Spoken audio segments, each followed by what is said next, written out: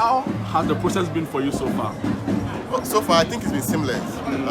Since I got here, I haven't heard of any mishap. So it took me less than 3 minutes to go through the process, and it looks like it is going to run smoothly for the rest of the period. Across the regions too, I have been monitoring. So far, I have not heard of any mishap anywhere. Some of the regions are even done voting already, waiting for counting and all that. So far so good. I think that we are on course to getting the desired results that we are looking for. I mean, there are rumors around that some other team members, or let me say, some people who are contesting, their reps here are not too pleased with how things is happening at the headquarters. Has this come to your attention? Well, not exactly. You know, I shudder to understand if there is any worry, because as you can see, it is a very seamless process. But have you heard of the Hobson Adoye complaint to begin with?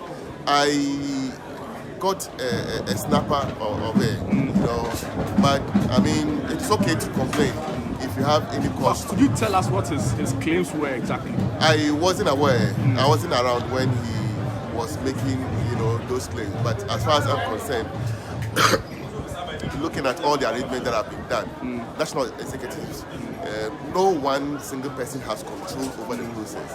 The election is being run by the Presidential Election Committee. So if you look, you will see that national officers are not involved in it at all. It is clearly being run by the Electoral Commission.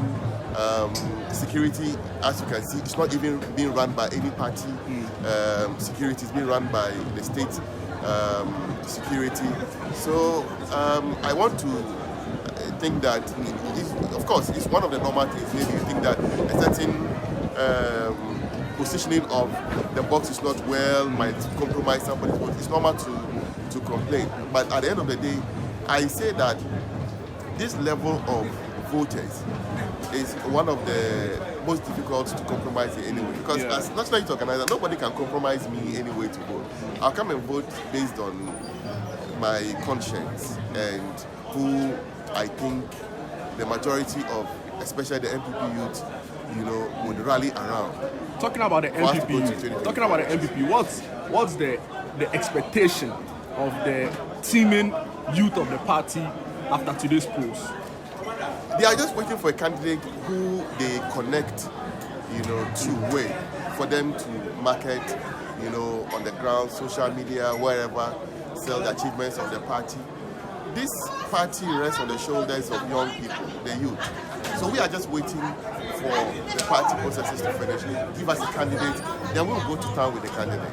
I've said this to some of your colleagues and other places, that, mark my words, we are going to beat the NDC in 2024, and they won't understand exactly what happened. They will not. What makes you so confident? We are like the shadow in the dark. You don't see the shadow, but the shadow is there. I mean, this is an aside even from the voting that is going on. But when you talk about the youth, I mean, the biggest story now, quite a number of them are not happy with how you handled the betting tax.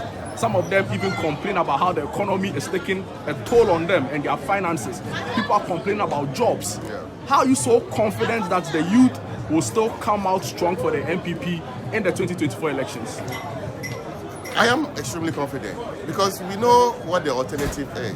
Who is the NDC bringing? John Dramani Mahama, a very known quantity. What does he have?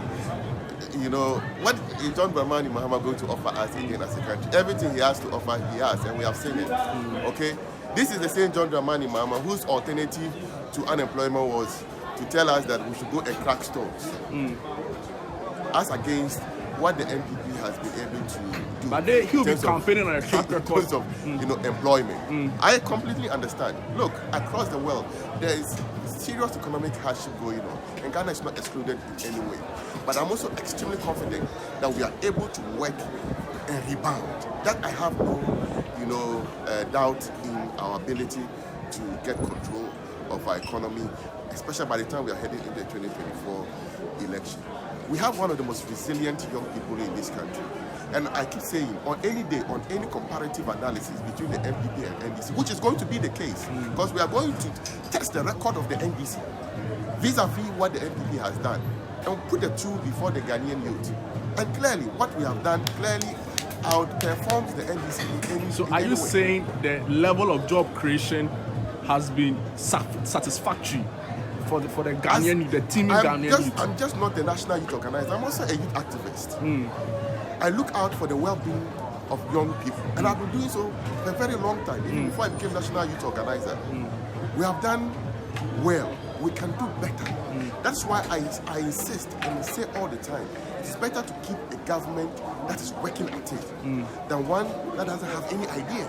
The NDC, in the 8 years they stayed in office, didn't show any idea, any capacity in addressing youth unemployment. It's the NPP that has tried to deal with the problem. Even though we have employed well over 2 million people in the last 5-6 years, which is on record, there's still so much to be done. And that's why we have proven that we have a track record in delivery. And finally, the NDC youth, led by their youth organizer, your co-equal, has described your betting tax introduced by your government as irresponsible and a lazy approach at revenue generation. The morality argument being pushed doesn't make, they say the morality argument being pushed by your party doesn't make any sense. As a youth organizer, what's your take on the betting tax? Very disappointed.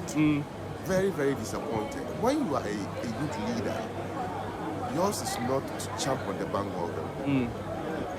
Yours is not to engage in supposed profiteering that you get something, politically out of a certain topic. It is a pure, cheap political attempt to score some points because they think that betting is popular amongst young people. But I tell you, the well-being of the Ghanaian youth doesn't lie in one-stop and ad hoc measures. It's finding sustainable livelihood for them, which is unparalleled. So, as a young person, would I recommend bet as a source of livelihood? I'll tell you no. Betting is probably a fun thing, okay? If you're going to talk about gambling and so on and so forth. Even their own party people have come out to disagree with them. I've seen videos of Muntaka Mubarak completely disagreeing with them, teaching them some common sense that this is not the path to go. We are leading a pack of young people whose aspirations, desires, we should be championing and not attempting to use them as pawns of political power. And that's what the NDC tried to do. And it's very shameful, it's very disheartening and very distasteful that they will even attempt to come out and say, they are openly against something that on the normal should be toned down quietly, and all rallying around to find ways to sustainably engage young people. Recently, last week thereabout, I don't know if you followed, the president on the 3rd edition of the presidential pitch gave the story of Pizza Man. Pizza Man was among the first edition, got 25,000 around 2017, 2018. At that time, he was just operating a small space at KNUS. The person was opening his first outlet in Kumasi. Today, Pizza Man is across the country. We must positively impact the life of young people sustainably. That's how to empower young people. And not this lazy approach the NDC is doing. In reality, actually, this is a very lazy party, a party bankrupt of ideas and cannot serve the will and wishes of the Ghanaian youth. And people shouldn't take them seriously. They are a bunch of jokes.